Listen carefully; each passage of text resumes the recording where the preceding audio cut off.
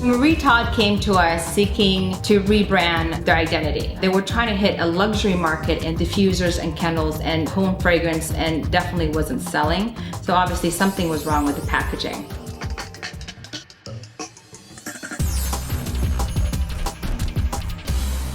Marie Todd actually is also a jewelry line company, which they do a lot of jewelry, earrings, bracelets, and necklaces. So they're very sensitive to the touch and feel and a lot of the surprises of what jewelry unveils. So we took a look at this one piece of jewelry that she had, and it was a pendant. It was basically like a flower. To her, that meant eternity, to keep forever, as a keepsake.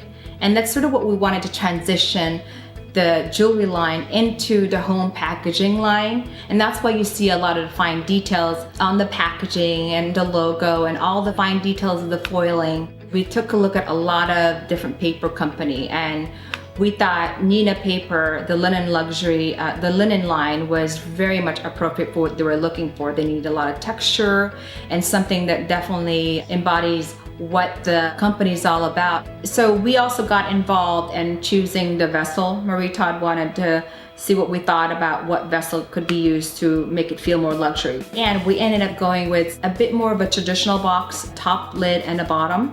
The vessels are very heavy, and that is the one thing that we definitely needed to keep in mind when designing this and coming up with the packaging. It's rigid boxes wrapped with the Neenah 80-pound paper, top and bottom. And then we put that through a test to see how snug it would fit. And that was the one thing that was a little bit of a challenge, because we had to go through a couple of mock-ups from the printer to see if it's too loose or too tight. It's beautiful, it's luxury, and it has all the fine details of foiling, texture, embossing, I mean, you name it. What was surprising to us was the men's line. And of course, like dark and rich and moody. We didn't factor in the fact that we needed more ink, and in the end, we ended up also putting a UV coat on it. But that was okay, because it would stay true to the color and the longevity on the shelf would be better.